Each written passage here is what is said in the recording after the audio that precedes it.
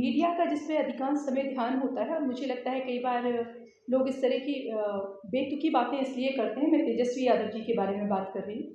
वो हमेशा बेतुकी बातें करते हैं कि मीडिया उनकी तरफ ध्यान दे, और उन्हें लगता है कि वो एक थोड़ा सा एक उनके व्यक्तित्व का भी पतन है और उसकी गिरावट है। और साथ में होता क्या है कि उनकी ऊटपटांग चीज़ों की तरफ मीडिया भी ध्यान दे देता है, क्योंकि मीडिया को कई बार कुछ चीज़ें चाहिए होती हैं। तो मुझे लगता है कि उनके पास किसी भी तरह की कोई व्यक्तिगत तौर पर, नैतिक तौर पर, राजनीतिक तौर पर और समझ के तौर पर ऐसी योग्यता नहीं है कि वो किसी तरह का प्रश्न खड़ा कर सकें, खासकर आदरणीय प्रधानमंत्री नरेंद्र मोदी जी के विषय में, या भारतीय जनता पार्टी के विषय में, या एनडीए गठबंधन के विषय में। क्योंकि मुझे लगता है कि आप में से हर एक व्यक्ति उस दौर का गवाह होगा, या तो अपने लोगों से सुना होगा, नई पीढ़ी के लोगों ने, या लोगों ने भोगा होगा उस समय को, जब कहने में बहुत आसान सा लगता है एक शब्द जंगल राज, यह सुनने में बहुत आसान लगता है कि महिलाएं उस समय असुरक्षित थी, पर वो किस कदर असुरक्षित थी और कैसा जीवन जीती थी, आप में से हर एक व्यक्ति इस विषय में जानता है।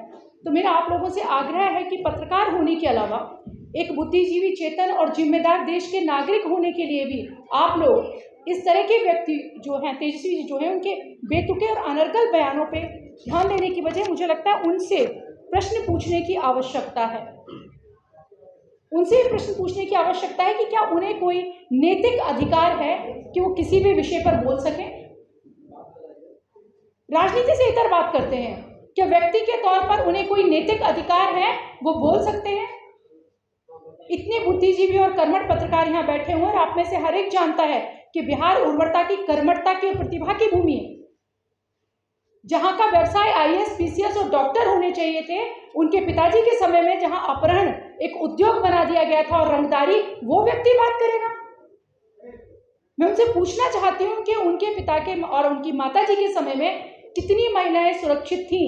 वो महिला सुरक्षा की बात करते हैं जिनके समय में एक आईएएस की पत्नी आज जो दलित वोट मांगने का ढोंग करते हैं और शोषितों के साथ खड़े होने का स्वांग रचते हैं। मैं पूछना चाहती हूँ, जिसके समय में एक दलित आईएएस की पत्नी, उस पत्नी की माँ, उसकी भतीजी और उनकी नौकरानियां सालों साल शोषण का, शारीरिक शोषण का शिकार होती रही।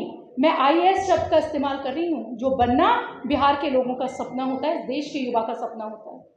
और जब एक व्यक्ति आईएएस बनता है तो गांव जौहार का और पीढ़ियों का नाम रोशन होता है। और वो व्यक्ति कितना असहाय रहा होगा, कितना असहाय रहा होगा कि उसकी पत्नी का, उसकी माँ का, उसकी भतीजी का शोषण होता रहा और वो चूं भी नहीं बोल सकता था। किस कदर मिली भगत रही होगी नेताओं की, माफियाओं की, अधिकारियों की। आप कल्पना करके देखिए, आप सिर्फ उस जगह पे खुद को खड़े करके देखिए। मेरी महिला मित्रों, मैं आपसे कहना चाहती हूँ, विषय राजनीति का नहीं है। हम अटल जी के कार्यकर्ता हैं। भारतीय जनता पार्टी के लिए सरकारें रहे ना रहे, ये राष्ट्र, ये समाज और व्यक्तित्व रहना चाहिए। उस विषय पे हम बात करना चाहते हैं। क्या बिहार के युवाओं को एक ऐसा व्यक्ति मंजूर है कि हमारी बहनों को, आप लोग पत्रकार हैं, एक व्यक्ति मंजूर है जिसके समय में आईएएस की पत्नी सुरक्षित ना हो? तो आपकी और मेरा तो फिर विषय ही नहीं हो सकता। कितने सारे विधायक थे जो उस समय जिनकी हत्या कर दी गई, जहां जनप्रतिनिधि सुरक्षित नहीं, आईएएस की पत्नी सुरक्षित नहीं, उसका परिवार सुरक्षित नहीं। और अगर उनके सिर फिरे सालों का मन कर जाए, या उनके समय के जो बड़े बड़े गुंडे हैं उनका मन कर जाए, तो फिर घटित होगा कोई शिल्पी गौतम कांड। पढ़ा होगा आप लोगों ने शिल्पी गौतम कांड। उनके यहाँ सुरक्षित है, उनकी हवाई जहाज से सिंगापुर से बिहार की धरती पर उतरी हुई बहन। उनके लिए महिला उत्थान का अर्थ है अपने घर की बेटियों को टिकट देना, राज्यसभा भेजना, सदन में भेजना, उन्हें नेता बनाना, उन्हें स्थापित करना। मुझे लगता है सिर्फ भारतीय जनता पार्टी और एनडीए गठबंधन का विषय नहीं है, विषय बिहार के भविष्य का है। हम लोग, आप भी पत्रकार लोग, आप एक चौथा स्तंभ है, साथ ही साथ बहुत बुद्धिजीवी और चैतन्य लोग हैं। आप बिहार को कैसा देखना चाहते हैं? मैं तो उनसे एक बात और कहना चाहती हूँ, महिलाओं की सुरक्षा के इतर वो जाति की बात करते हैं ना, वो करें जाति पर बात, स्वागत है, साधुवाद है, बशर्ते कि वो जाति के लिए ही ईमानदार हो। मुझे बताएं कि उनके आने के बाद जाति विशेष के, जिसके वोटों पर भावुक अपील करके वो सत्ता में आते हैं, उसके कितने लोगों को उन्होंने आईएएस, पीसीएस, डॉक्टर, इंजीनियर बनने के लिए प्रेरित किया। उनके पिता ने तो यही सिखाया ना कि लाठी में तेल पिला के तैयार रहिए। अपने बेटों को भी उन्हें यही सिखाना था कि आप भी लाठी में तेल पिलाइए। बेटियों को भी यही सिखाना था। उन्हें सिंगापुर में नहीं बिहाना था, उन्हें हरियाणा के बड़े परिवारों में नहीं बिहाना था। मेरे साथियों, मैं बार बार एक बात कहना चाहती हूँ, सरकारें बन जाएंगी, आएंगी, जाएंगी, पर आने वाले समय में बिहार कैसा होगा आप में से अधिकांश की इच्छा होगी, पत्रकार भी यहाँ बैठे हुए हैं, कि एक मौका मिले और आप दिल्ली चले जाएं, पुणे चले जाएं, बेंगलोर चले जाएं। इसके लिए जिम्मेदार कौन है? इसके लिए जिम्मेदार बहुत मजबूती और जिम्मेदारी से कहना चाहती हूँ, सिर्फ और सिर्फ लालू जी का परिवार और उनकी मानसिकता, उनकी प्रकृति प्रवृत्ति है। भारतीय जनता पार्टी का हर कार्यकर्ता अपनी पूरी सक्षमता, अपने भाव के साथ चुनाव में लड़ेगा, एनडीए गठबंधन के साथ खड़ा रहेगा और बिहार की बेहतरी के लिए काम करेगा। पर पत्रकार बंधुओं, मेरे भाइयों, आप लोगों का भी दायित्व बनता है कि आप निष्पक्ष होकर इस विषय में लिखें कि आने वाला बिहार कैसा होगा, उसकी तकदीर कैसी होगी, उसकी तस्वीर कैसी होगी। क्या गुजरात के, पुणे के, दिल्ली के, मुंबई के एक एक कमरे के फ्लैट में हमारे बच्चे आने वाले समय में जिएंगे, या बड़े बड़े हमारे गांव जवाहर के छठ घाटों पर हम पूजा करेंगे? ये हमें तय करना है। मातृशक्तियां संस्कृति की वाहक होती हैं, आपको तय करना है कि उनके समय में आईएएस की पत्नी सुरक्षित नहीं, शिल्पी गौतम कांड होता है तो आने वाली, आप यहां रहना चाहेंगे, आप कहीं चले जाना चाहेंगे? आप आने वाले बिहार के विषय में तय करिए। और समाज में हर चीज एक उदाहरण होती है। जब आरजेडी परास्त होती है, जब लालू परिवार परास्त होता है, तो वो प्रतीक है वैसे व्यक्तियों के जो समाज को बांटते हैं।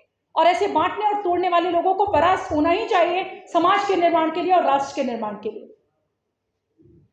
देखिए, विश्व का इतिहास इस बात का साक्षी है कि जब सभ्यताएं नष्ट होती हैं तो वो खड़ी हो जाती हैं। जापान भी खड़ा हो जाता है परमाणु हमले के बाद भी। जो आप नैतिकता को नष्ट कर दीजिए, आप संस्कृति को नष्ट कर दीजिए, आप चेतन भाव को नष्ट कर दीजिए और संवेदनशीलता को नष्ट कर दीजिए, तो समाज, राष्ट्र खड़ा नहीं हो सकता। तो बिहार में भी वही एक घुन इन्होंने लगा दिया है।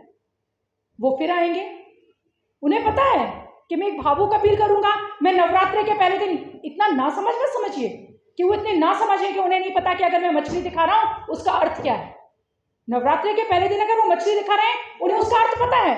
वो कुछ कट्टरपंथी लोगों को खुश कर रहे हैं और साथ ही वो मखौल उड़ा रहे हैं बिहार की संस्कृति का। एक दिन बाद छठ भी है, वो कह रहे हैं कि आप करते रहिए, आपको जो करना है, मैं ऐसे ही मछली दिखाऊंगा, फिर आऊंगा, फिर जाति के नाम पे भावुक अपीलें करूंगा, फिर वोट लूंगा और फिर अपनी जीतने की कोशिश करूंगा, क्योंकि उन्हें पता है कि वो हमारी भावनाओं से खेल सकते हैं। तो मैं तो कहना चाहूंगी कि तेजस्वी जी, बिहार का युवा, बिहार का हर देवतुल्य मतदाता चैतन्य है, जागरूक भाव से भरा हुआ है। अब वो आपकी उन भावुक अपीलों में नहीं आएगा। उन अपीलों से इतर जाकर बेहतर बिहार के लिए और बेहतर बिहार की भविष्य के लिए उसकी दिशा और दशा यहाँ का युवा, यहाँ का मतदाता तय करेगा। और आने वाले समय में 40 की 40 सीटें एनडीए गठबंधन की झोली में होंगी, क्योंकि एनडीए गठबंधन सिर्फ एक गठबंधन नहीं है जो सरकार बनाने के लिए राजनीति कर रहा है। हम देश की बेहतरी के लिए, हम राष्ट्र के निर्माण के लिए काम कर रहे हैं। विश्व में भारत को श्रेष्ठ शक्ति बनाने के लिए आदरणीय नरेंद्र मोदी जी के नेतृत्व में काम कर रहे हैं। आदरणीय हमारे प्रदेश अध्यक्ष सम्राट चौधरी जी, हमारे उप मुख्यमंत्री विजय सिन्हा जी और हमारे वरिष्ठ नेताओं के नेतृत्व में बिहार काम कर रहा है। एनडीए गठबंधन, नीतीश कुमार जी और सबके एक संकल्प के साथ हम काम कर रहे हैं।